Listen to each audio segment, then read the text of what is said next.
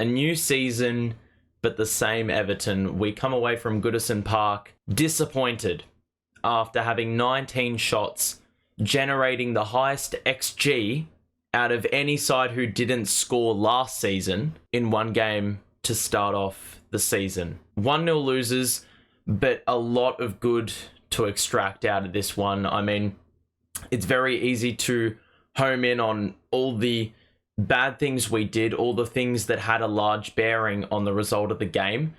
Obviously, we can talk about the sitters, we can talk about the missed VAR opportunity, we can talk about that one mental lapse for the goal being conceded, but I do want to focus in on some of the more positive things that we could extract from today's performance. Let's go.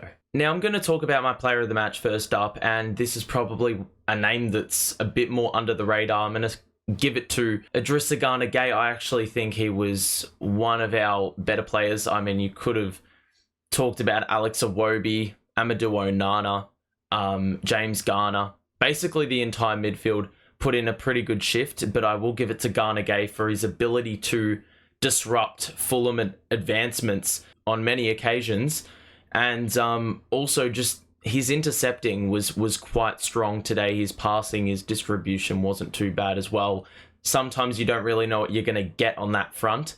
But I do think he was very, very solid today. He probably wasn't the player of the match in many people's eyes, but I think my player of the match is more so just shedding light on someone that I think gets swept under the radar. So that is my player of the game for today. We'll actually talk about the improvements of the team. I do think the team looked a lot more fitter, a lot more sharper. The passing seemed to pack a bit more punch than usual and seemed to be more accurate than usual. There were patches of the game where there was a bit of a pitfall with regards to how we were distributing the ball. But for the most part, I mean, the reason we were able to generate 19 shots was on the back of that improved accuracy and that expansive play that we were adopting or have now brought into our game. It seems like over the off-season, that was a large part, very integral to the way we were able to bring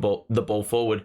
We talk about those long diagonal forward passes across the pitch, and early in the game, that's where a couple of our opportunities sprouted from, and the nature of those passes were more so low and driven.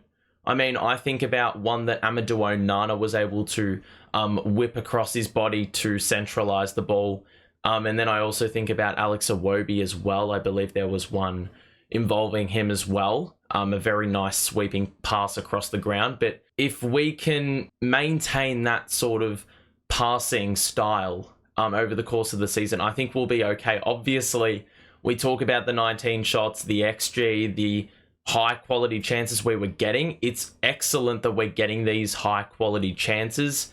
We just need a striker. I mean, it could not be any more obvious in a game like this. I mean, you're getting chances on a platter and we can't even trouble the scorers. So that obviously is of concern, but I think the fact we're getting into the right positions and generating these opportunities, I think the signs point upwards in that regard. I think you know what you're going to get with the Sean Dyche type system. You know, you've got the 4-4-2 type press where Doucouré comes up to assist Maupay, and then obviously he drops back as the ball progresses forward. The defense obviously changes structure according to where the ball is located on the pitch. And I think we were pretty disciplined in that regard. Fulham couldn't really thread the eye of a needle at any point in time, to be honest. They didn't really seem to trouble our penalty area we were defending. So that was a really good sign. And I do think there were some good moments of composure. I do think a player that's really going to help us in that regard this season is Ashley Young. I think he is going to be a player that I'm going to really enjoy watching this season. Just for that defensive nous, he has a wealth of experience. Obviously, he's 38.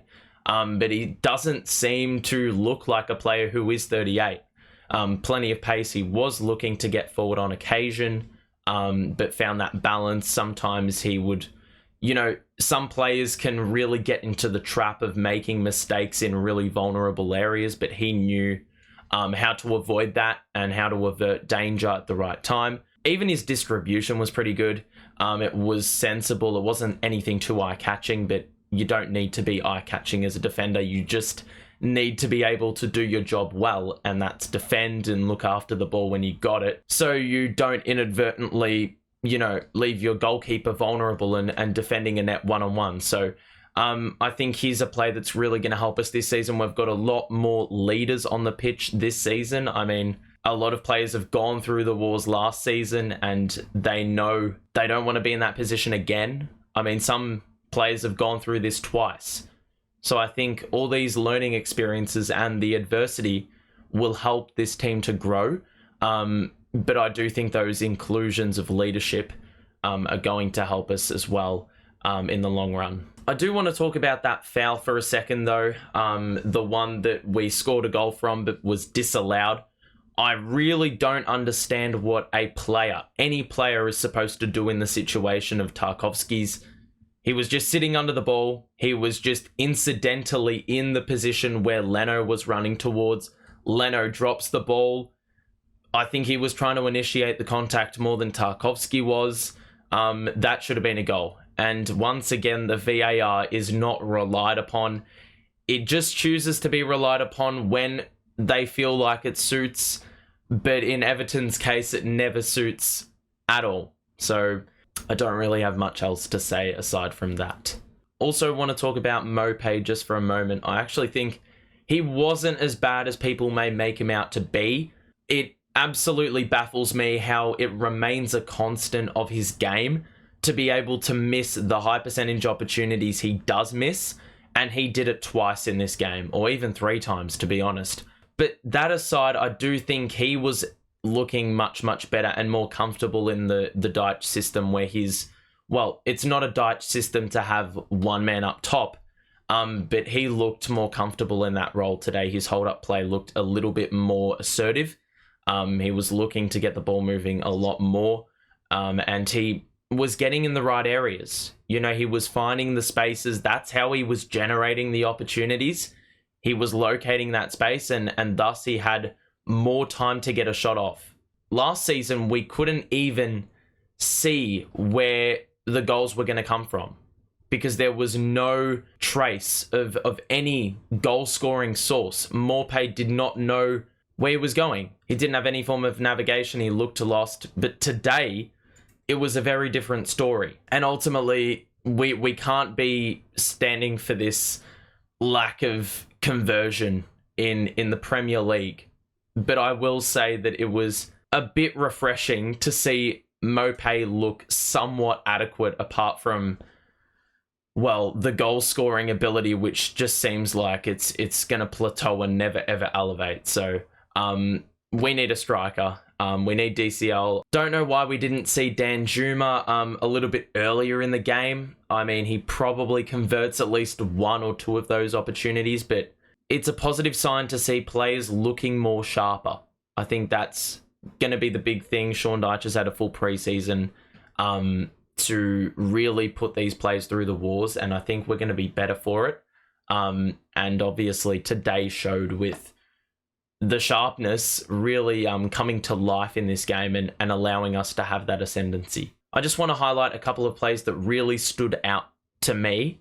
The first one was James Garner. There were a couple moments in the second half where he, first nutmegged a couple players and was able to really drive the ball forward. And he did this in the defensive half as well, which is a little bit of danger you don't want to be toying with, especially when you've got an Everton defense, right behind you, which isn't to be trusted. So you don't really want to be turning the ball over in those vulnerable spaces, but he did well to get through traffic on many occasions and remain composed. And then there was another occasion where the ball was bobbling about just forward of the halfway line. And James Garner hit the ground, but he did very well in protecting the ball and shielding it while he was on the ground, and then was able to just shovel the ball forward. Just a little knock to Nathan Patterson, who was making a run on the flank. So that really symbolized the kind of play we were getting from James Garner, and we did at the back end of last season. I expect to see more of it this season as he gets more run. And another player is Alex Iwobi, whose distribution has been widely criticised, at least last season. But today was excellent. I don't really know what his passes completed ratio was, but he was instrumental in really helping us with a number of attacks. One that really sticks out to me is one where he took on Willian in the defensive half, and then he drove it along the touchline and was able to keep the ball in play, was able to, beat Willian for pace, and then was able to just whip the cross in or across the ground to Amadou Onana, who was on the very other side of the penalty box, which resulted in a firm shot and a pretty good save by Bernd Leno, who was absolutely on fire. He was very, very switched on and alert. I don't think the same could be said for a lot of Fulham players. But that being said, I think if we're to see a functioning Everton front line, we're going to need silver service like that can really allow us to get these high percentage opportunities, which, if we have a striker, will be able to score goals in abundance. Anyway, that'll do it. Thank you for tuning in. As you know, I do these every week. I did them every week last season. I'm going to be doing them every week this season. So if you want to stay tuned, you know what to do. Make sure to subscribe if you want to stay tuned for when these go live. But for now, thank you. We'll see you soon. And hopefully next time we speak, we're talking about a victory. Bye for now.